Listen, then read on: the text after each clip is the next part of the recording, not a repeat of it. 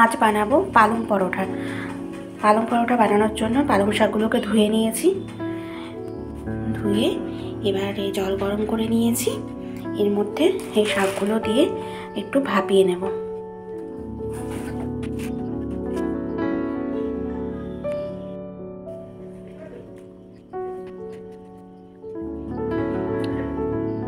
পালং শাকটাকে জল ছড়িয়ে নিয়েছি, নিয়ে ঠান্ডা করে নিয়েছি। আর এদিকে নিয়েছি একটু আদা কুচি, রসুন আর লঙ্কা নিয়ে এবার মিক্সিতে ভালো করে একসাথে পেস্ট করে নেব। এর মধ্যে দিয়ে দেবো 1/2 চামচ মতো সাদা জিরে। পালং শাকটাকে আমি পেস্ট করে নিয়েছি। এবারে পরোটার জন্য নিয়েছি আদা আর ময়দা একসাথে করে নিয়েছি।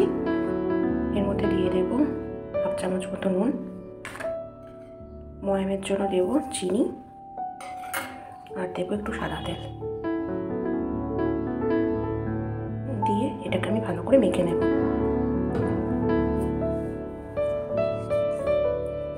ফার্স্টে ময়ামটাকে ভালো করে ময়দার সাথে মিশিয়ে নেব।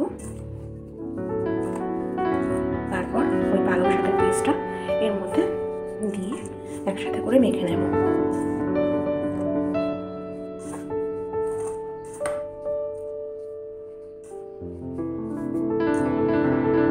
এবার আমি এটাকে ভালো করে মেখে নেব পালং শাকটাকে ময়দার সাথে।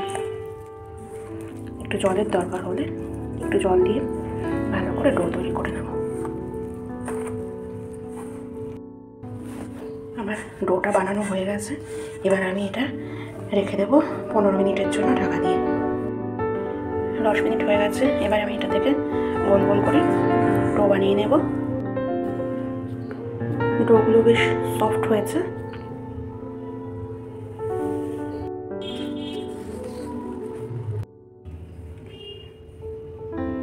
এভাবে আমি ভাঁজ করে নিয়ে ত্রিকোণ ট্রায়াঙ্গেল করে নিয়ে আমি এটাকে বেলে নেব। এটা আমি রাউন্ড শেপ করব।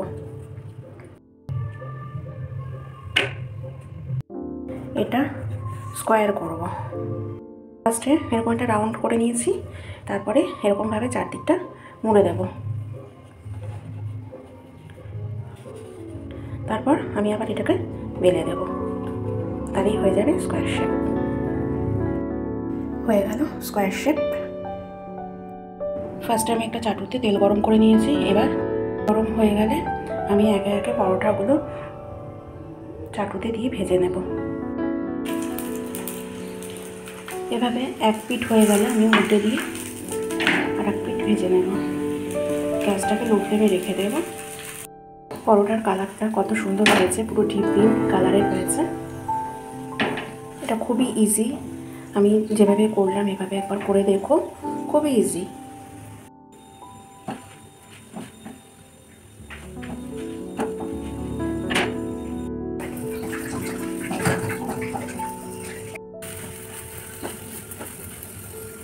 এই পরোটাগুলোকে বানিয়ে নিয়েছি এক একটা এক এক শেপের। ট্রায়াঙ্গেল, স্কোয়ার আর রাউন্ড শেপ, তিনটেই আছে।